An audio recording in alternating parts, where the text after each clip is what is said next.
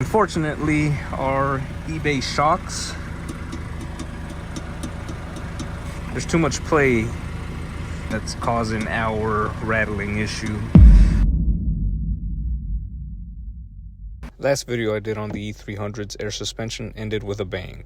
After tracking down the failure to a bad compressor and valve block, I decided to test the system by turning the car on and airing up the system. While the pump was running and the rear was lifting, I heard a loud bang.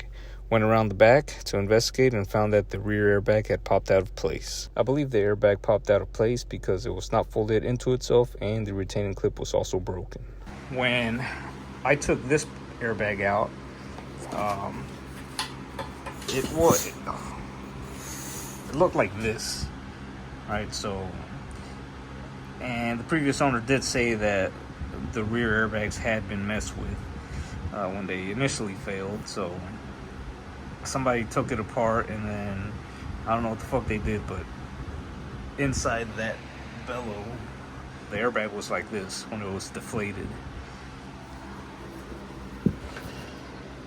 But this is what they're supposed to look like when they're deflated. Removing the rear airbags and shocks is pretty simple, so let's get into it. Alright, so to remove the rear suspension, before you start anything, you want to bleed off air from the airbag. So I already did this, but I loosened these the other day and let the air slowly bleed out, and so now there shouldn't be any air. Now this fitting is a 10mm fitting. Alright, so it should be out already. Nope, there. Oh, another thing I forgot is there is a plastic cover underneath the control arm. So these tabs here, they just click into place, and then these tabs here click onto the control arm. So you have enough room to get in there and just unclip the tabs, and then you'll be able to pull it down and then go back and then unclip these. So this comes out pretty easy. There is a wire down here that needs to be disconnected. So it's pretty simple. It's just a little tab and it comes out. Now I do gotta replace the one on the passenger side because the airbag blew out and ripped the connector. There's also the connector that's on the airbag, and that clips into place up here. So you remove these 10mm nuts and you'll be able to pull this fender liner out to be able to access the connectors, and also the two E-Torx bolts that hold the shock in place. Alright, so with this kind of out of the way, you can see those are the connectors. The black one is the connector, the little pigtail that is pre-installed on the airbag, and then that white one is the one that snakes down and connects down here. So the black one, unfortunately, is a security tab type. The pigtail itself clicks into place on that plastic bracket. So I'll show you guys how to undo this one. This one you can leave alone, but see, it goes back here and then into the airbag. And because I'm removing the shock as well, you have these connectors here that just need to come out. This piece here connects to the back of the electronic parking brake, so I'll have to reinstall that. Here's the 18mm nut that holds the shock to the control arm, but on the other side it's an E-Torx bolt, and the size is 14. Same for the ones up top here. So I'm going to take the shock out first, and then I'll mess with the airbag and these connectors here. I don't want to strip that E-Torx.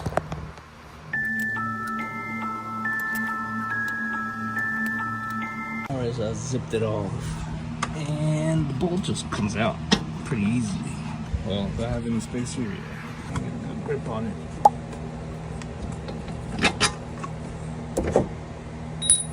Alright, so now I'm gonna remove the two Torx bits up here. Once the two bolts are out, just compress the shock and push down on the hub assembly to get the lower part out. I was able to compress this shock to be able to get it out.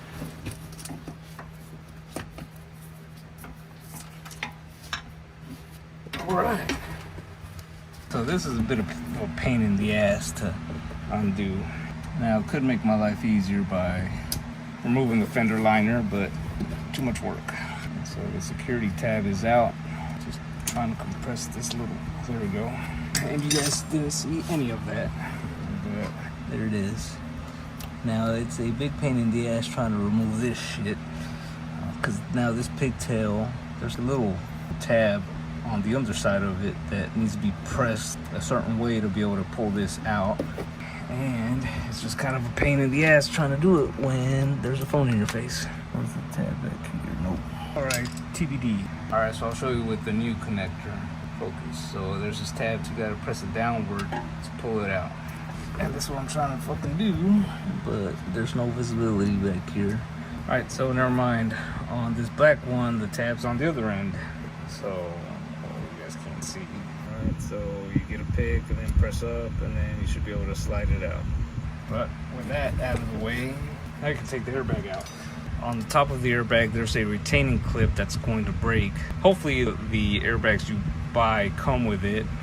If not, you're gonna have to source them out, and I'm not too sure where to get them shits from.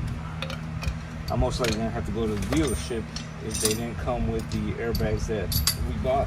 And it does help if you have somebody stand on the brake rotor and push it down, but I was able to just knock it out by myself because there's no air in the bag. You can just compress it. Alright.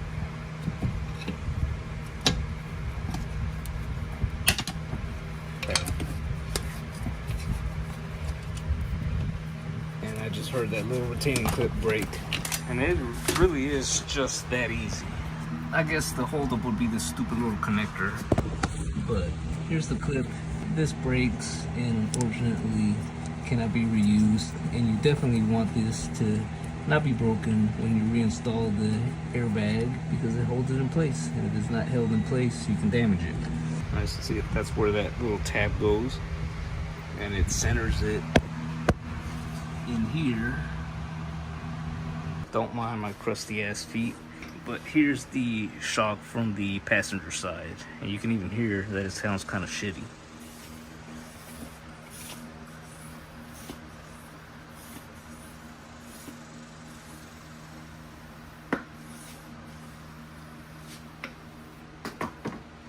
And then the driver's side.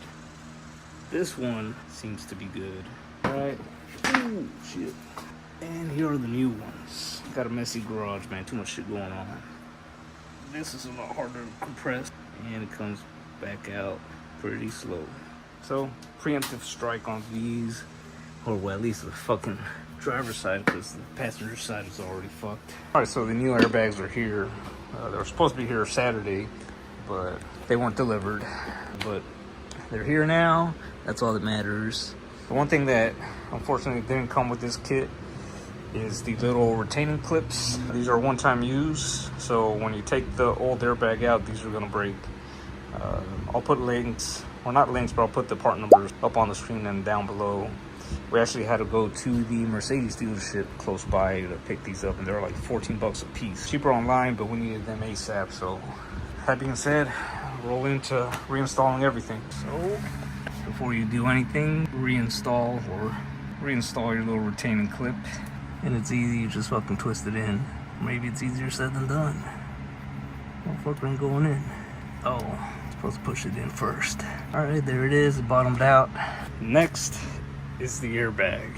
So, pro tip is for you to reinstall it, take this piece out, compress the air spring or the airbag, and it's all the way compressed, so it's not gonna move. But I did see somebody compress it and then reinsert this little plug here to allow this not to suck in any air, but it ain't really doing shit. Now with it compressed and the shock out of the way, this thing just slips right in. So I don't want to do it yet, but the top portion, the retaining clip goes into that little hole, and that will center it in that little area there. And then as far as the bottom, this piece here goes in there, and it only goes in one way. So At this point, get that part out. It's in, but I don't want this to come out of place. And there's nothing retaining the bottom of the airbag, so it goes in like that. And then, or hell, this might be the passenger side. All right, so there's a right and a left. With this tapered and pointing towards the inside, you want the airline and then the pigtail on the right side of the airbag, because that connects to everything over on this side here. So now that I got that correct, I'll reinsert this one. Probably be easier if I had removed this stupid ass fender liner, but I don't like easy. If I liked easy, I wouldn't work on cars for fun. So the airbag is in. Now I just got to insert it into this little retaining clip. Forgot to mention to reinstall the airline. I reused the stock fitting but replaced the old O-ring with the one from the new fitting. The new pigtail is right here. So now slide it in until it clicks into place. Yeah, the other way. Bam. And then we can reconnect this wire here. Oh, I forgot it's a security one. Next, reinsert the connector at the bottom of the airbag. You also want to make sure that that wire goes into the bracket at the top of the airbag. The shock mount can only be installed onto the car one way, so make sure it's oriented the right way. Install the shock in reverse order. You will need to compress the shock and push down on the hub assembly to get the lower part into the control arm. Reinstall the two upper bolts and torque them down to 35 Newton meters or 26 foot-pounds of torque. Reinstalling the lower bolt is easy.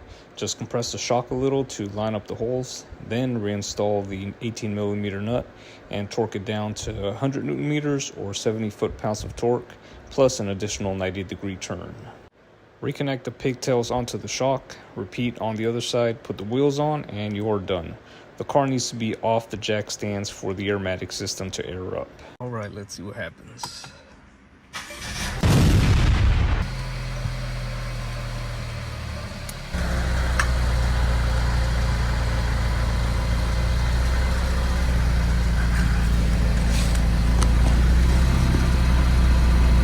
I see it lifting very slowly. We'll go look at the other bag, hopefully it doesn't pop out. The back is lifting, the front isn't.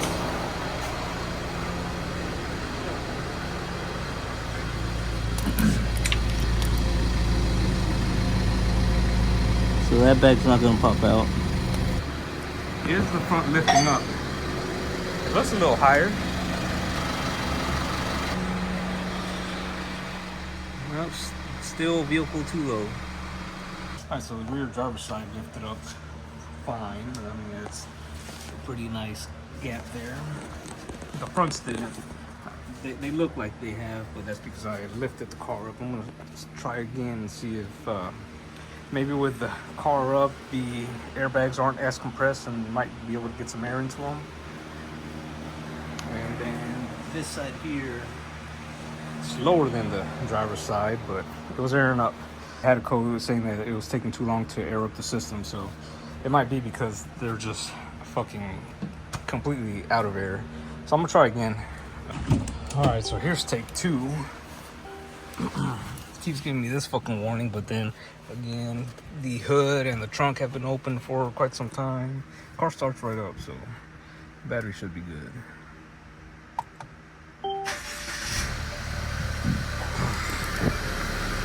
Alright. Just heard the pump kicked on. Going.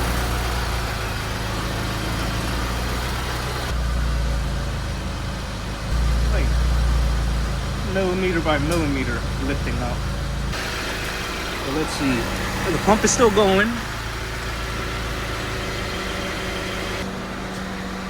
Oh, key not detected. Yeah, I got the key right here. Shut the fuck up. There, you see, detected. All right. Yeah, so I don't see any codes. And the rear is up, very high up.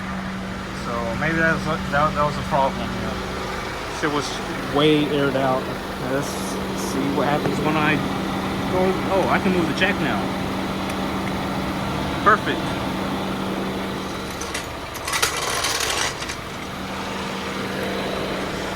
All right, so it's aired up. Finally. Now my wife can get the fuck off my back with this damn car. I'll go back to working on my V-dubs. I guess all this car needed was to be lifted up off the ground. Priority is just driving it, making sure everything's good to go. Because there is a nasty rattle up on startup. I'm hoping that it was just rattling because the car's been off for so long and I did an engine flush and shit. So, you know, things lost oil pressure. And if not, we're gonna be replacing the timing chain tensioner. And if it still persists, it could be the camshaft phasers or whatever the fuck. And then I'll just be doing that. And I've seen a few videos on it and it actually looks pretty fun. So if I have to do it, I'm not too worried about it. But whatever, success for now. I'm gonna toss the bumper on, go get some gas and see how it rides.